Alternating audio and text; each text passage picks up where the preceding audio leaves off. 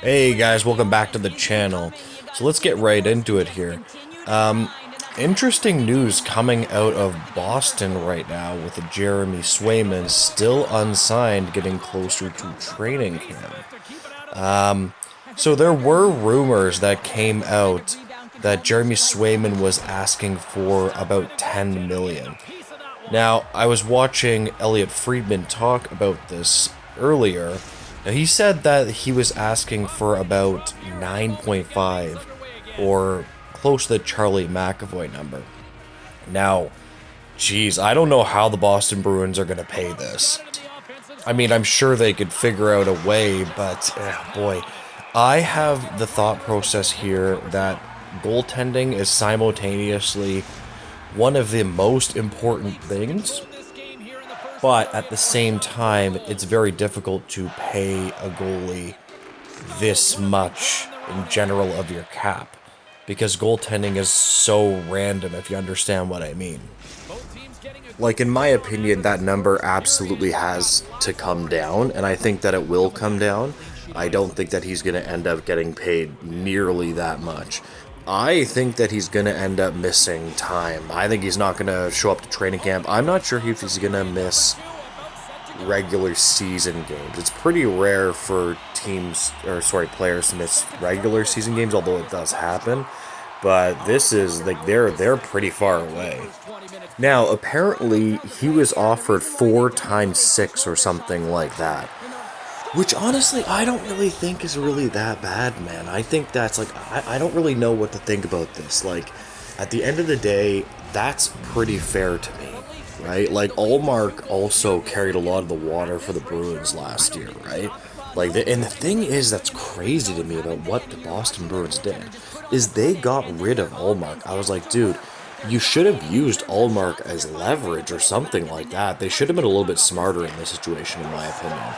I don't like the way that they played this, but I don't really think that's that unfair for Swayman. But I mean, there is no doubt, though, that Jeremy Swayman is a really good goalie. I mean, he has a career .919 save percentage, which is really excellent. I mean, there's no doubt about that. It's just that when goalies only play about 40 games, like, it also matters how many games your goalie can play. That's what I'm saying.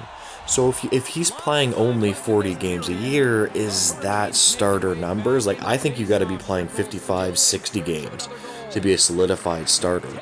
So it also matters how much you're playing. Now, he's definitely going to be playing more this year, I would imagine. Because they have Jonas Korpisalo, who is in my opinion, is one of the most up and down goalies in the league. It's like, I don't know if they want to start the season with him without Swayman, because Swayman is absolutely a massive step up from Korpisalo.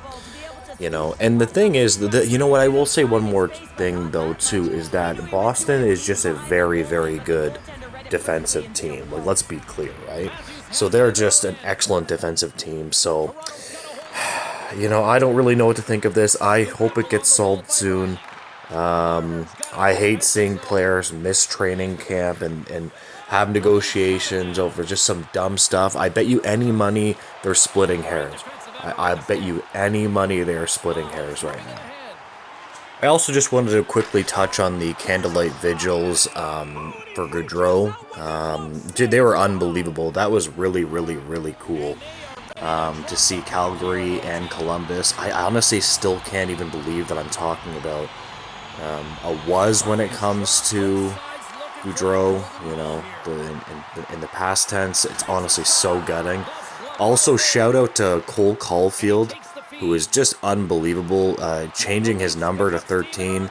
Another small player, he was talking about how he looked up to Gaudreau, which I thought was really, really cool. This is going to be a very emotional season upcoming. Okay, so we do also have Stahl and Goligoski, which have retired. I just learned that today. So congratulations to them, two pretty good blue liners. Stahl, a little bit more of a defensive guy, kind of like a dying breed in the NHL.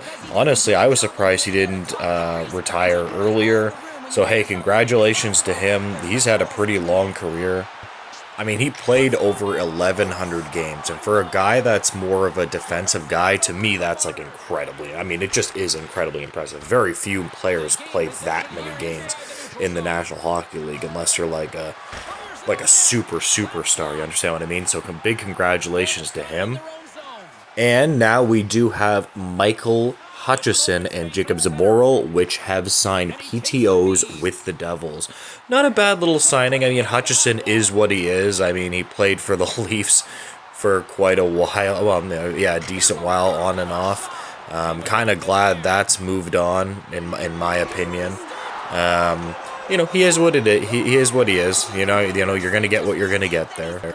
You know, Jacob Zaboral was always a very interesting one to me because he was a 13th overall pick by the Boston Bruins, and honestly, I remember all three of those picks that the Boston Bruins did was like right in the middle of the first round. I'll put the information up on the screen. And those were just three wasted picks, pretty much. I mean, they got DeBrusk, who ended up being a pretty decent player. But those were three pretty wasted picks, especially when they had three in a row. I mean, Barzell, Kyle Connor ended up going right after that. Thomas Chabot went right after that. I remember that draft. That was I was like, oh my god, the Bruins are going to get a haul here right in the middle of the first round, and they just whiffed on pretty much every pick. I don't think Jacob Zaboral is really that bad, but I just absolutely would not have drafted him. Or I would have drafted Barzell in that draft. I don't want to go off on too much of a tangent about the draft, but I just sometimes you just gotta pick the guy with a lot of skill. You know, I'll say this over and over and over and over again, and it's the absolute truth, is that if you whiff on draft picks, it is the worst thing that you can do to your franchise. I'll say it over and over. If you whiff on, like, here's the thing. Why do you think the Boston Bruins are good when it comes to they're still a pretty competitive team? That's because of David Pastrnak, right? They absolutely nailed that pick, so I'm going to give them credit right now. You know what I mean? Can you imagine if they got Chabot and all of these guys? They would be unbelievable still. So that's just my opinion. I really think the draft is the most important thing. If you hit on your picks, you're going to be really good. And even if you only slightly hit on your picks, you still need to be even better than that. Anyways, I am going to leave this video here. I just want to touch on Boston Bruins news. If you could like, comment, and subscribe, really appreciate it. Have a great day, guys. Bye.